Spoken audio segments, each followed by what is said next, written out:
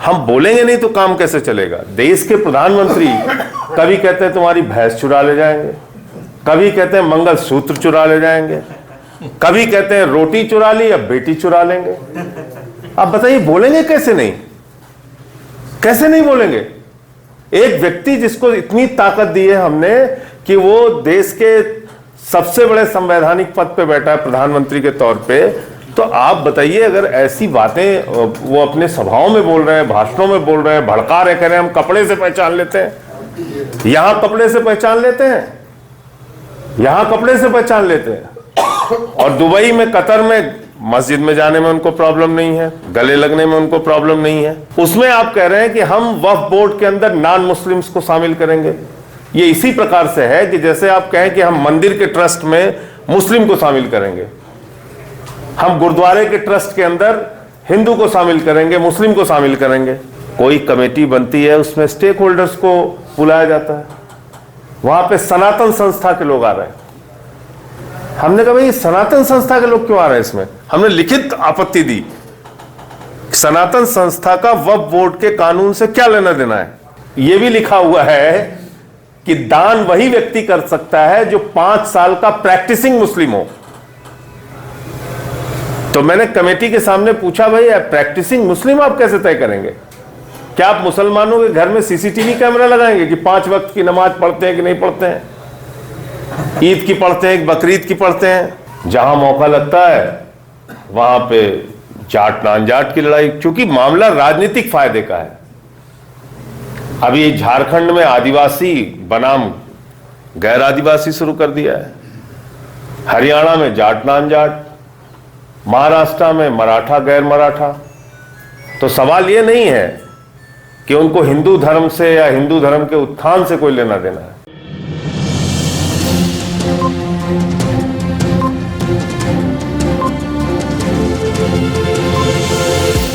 झूठ से दूर, खबरों से भरपूर। सवाल यह है कि भाई धर्म की रक्षा जरूरी है, हिंदू धर्म, इस्लाम, बुद्धिज्म, क्रिश्चियनिटी, सबकी रक्षा जरूरी है, लेकिन जो धर्म नहीं मानते उनका क्या करेंगे आप? इस देश में जो लोग नास्तिक हैं उनको भी तो जीने का हक है। मैं बात वहां से शुरू करूंगा। जो नास्तिक हैं, जो धर्म को ही नहीं मानते, जिनका किसी धर्म में यकीन नहीं है, उनको भी जिंदा रहने का अधिकार इस देश का संविधान देता है। मैं धर्म को मानता हूं, मैं आध्यात्मिक व्यक्ति हूं, मैं मंदिर में भी जाता हूं, मैं मस्जिद में भी जाता हूं, दरगाहों पे भी जाता हूं, चर्च में भी जाता हूं। मेरा धर्म कभी खतरे में नहीं पड़ा, कभी भी खतरे में नहीं पड़ा। मैं अपने पिताजी के साथ गया हजरत वारिस अली साहब की दरगाह पे, तो वहां पे था, तो वहां के जो व्यवस्थापक थे उन्होंने कहा कि भाई अभी यहाँ पे आरती होगी। तो मैं हैरान था कि भाई आरती कहाँ से होगी दरगाह पे? तो एक हिंदू ग्रुप आया वहां पे, तो उसने चादर वादर चढ़ाई, फूल पेश किया, तो फिर उन्होंने एक आरती गाई कि वारिस तुम ही हो, कन्हैया तुम ही हो, मेरी जीवन नैया के खेवैया तुम ही हो, रखना मेरी लाज ए वन मुरारी, करूं वंदना जग के वारिस तुम्हारी। ये हिंदुस्तान है। अब आप यहाँ पर हर चीज में बंदिश लगाएंगे, हर चीज में पाबंदी करेंगे, ऐसे नहीं, ऐसे चलना है, वैसे नहीं, सब कुछ धर्म की रक्षा के नाम पे सारे झगड़े हो रहे हैं। धर्म की बेहतरी, धर्म की रक्षा के नाम पे सारे झगड़े हो रहे हैं। और जैसा पुष्पेन जी ने कहा कि जहां मौका लगता है वहां पे जाट नान जाट की लड़ाई, क्योंकि मामला राजनीतिक फायदे का है। अभी झारखंड में आदिवासी बनाम गैर आदिवासी शुरू कर दिया है, हरियाणा में जाट नान जाट, महाराष्ट्र में मराठा गैर मराठा। तो सवाल यह नहीं है कि उनको हिंदू धर्म से या हिंदू धर्म के उत्थान से कोई लेना देना है। सवाल यह है कि अपनी राजनीतिक रोटी कैसे सेकना है, कैसे अपना उल्लू सीधा करना है।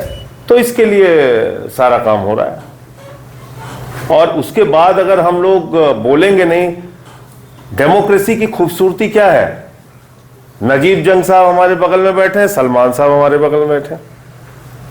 सलमान साहब से भी राजनीतिक लड़ाई हुई और नजीब जंग साहब से भी लड़ाई हुई, लेकिन आज एक सवाल पे हम इकट्ठा है ना, बोल रहे हैं ना कि भाई ये गलत हो रहा है।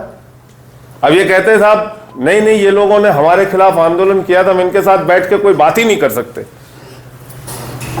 तो बात कैसे आगे बढ़ेगी? जब जब इस देश की डेमोक्रेसी पे खतरा आएगा, जब जब इस देश के कॉन्स्टिट्यूशन पे खतरा आएगा, हमको बोलना पड़ेगा।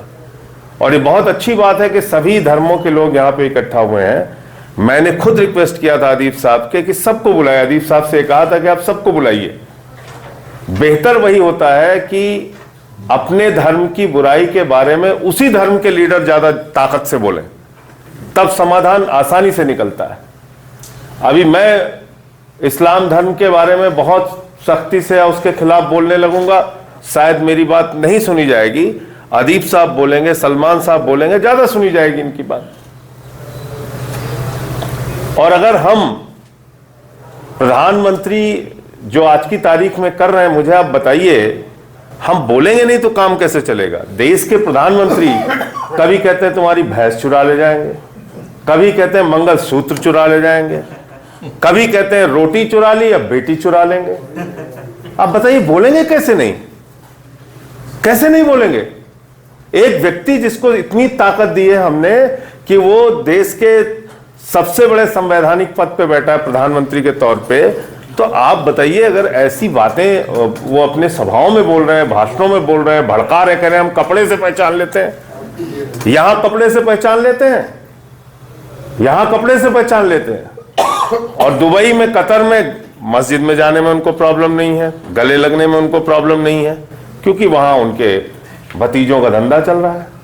तो ये सारी बातें तो खुले तौर पे बोलनी पड़ेगी, नहीं आप बोलेंगे तो ये चीजें और बढ़ेंगी।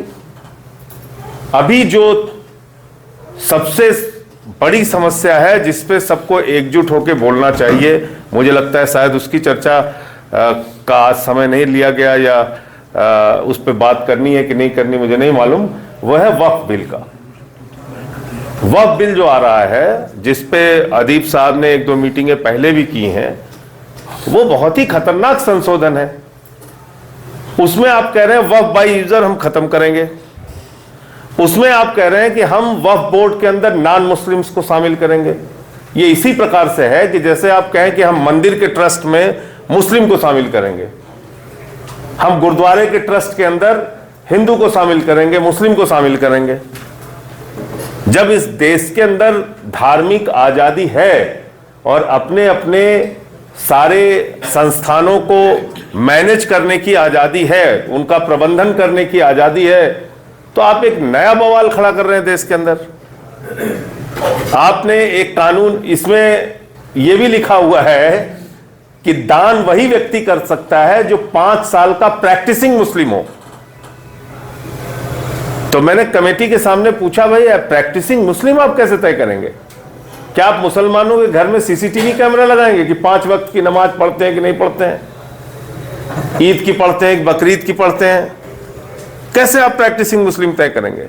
मतलब एक ऐसा कानून इस देश के अंदर लाया जा रहा है। अब कह रहे हैं 6 महीने के अंदर, जब ये बिल लागू हो जाए तो 6 महीने के अंदर आपको सारे कागजात जमा करने पड़ेंगे, ऑनलाइन करना पड़ेगा, रजिस्टर्ड कराना पड़ेगा आपकी संपत्ति, नहीं तो वहां बुलडोजर पहुंचेगा इनका। देश भर में एक नया बड़ा बवाल खड़ा करने की ये कोशिश की जा रही है वक्फ बिल के माध्यम से।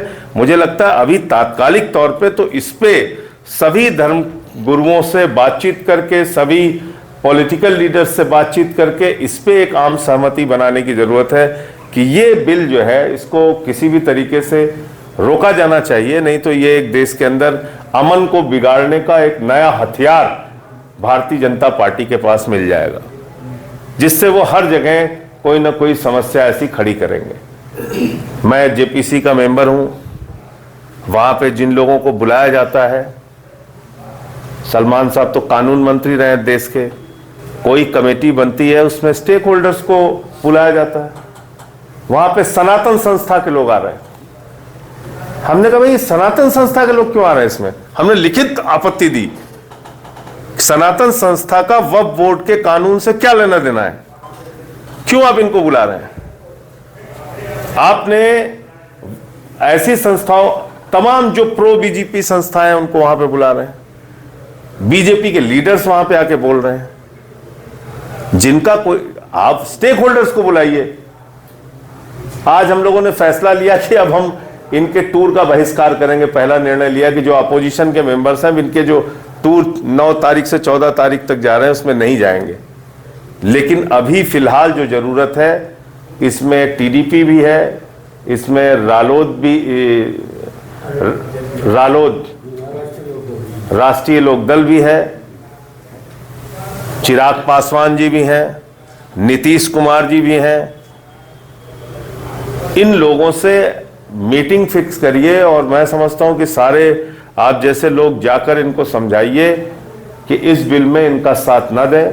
अगर ये 3-4 पार्टियां चाह जाएंगी तो ये बिल रोका जा सकता है, वरना इसी नए जो 25 नवंबर से जो अगला सेशन शुरू होने जा रहा है इसमें ये एक नया बवाल खड़ा करेंगे और उसको लेके एक माहौल देश के अंदर बनाया जाएगा। अगर ये बिल पास हो गया तो निश्चित रूप से एक झगड़ा झंझट का नया हथियार सरकार के हाथ में मिल जाएगा।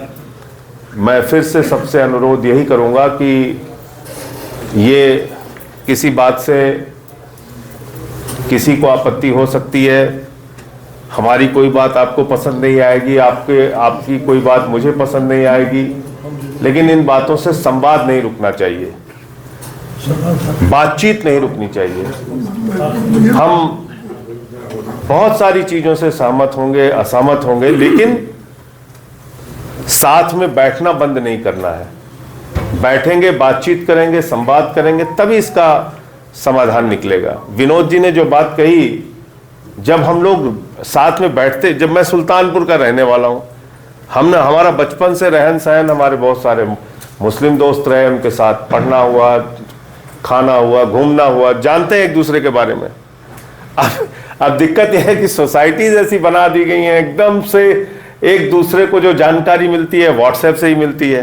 किसी के बारे में कुछ फैला दीजिए, मुसलमानों के बारे में फैलाइए, मुसलमानों के बारे में हिंदुओं के बीच में फैलाइए भ्रांतियां, हिंदुओं के बीच में मुसलमानों के बारे में और मुसलमानों के बीच में हिंदुओं के बारे में फैलाते रहिए, एक दूसरे को भड़काते रहिए, यही काम चल रहा है। तो मोटे मोटे तौर पे मुझे सिर्फ इतना ही कहना था कि अभी जो समस्या एक सामने खड़ी है वो ये वक्फ बिल की है, जिस पे शायद किसी कारण से आज चर्चा नहीं हो पाई क्योंकि विषय दूसरा था, लेकिन इस पर भी सबको एकजुट होकर विरोध करना होगा और अपनी बात कहनी होगी, क्योंकि ये बवाल का, झगड़े का एक नया हथियार सरकार खोज रही है और उसके माध्यम से ये लोग बात आगे बवाल शुरू करेंगे।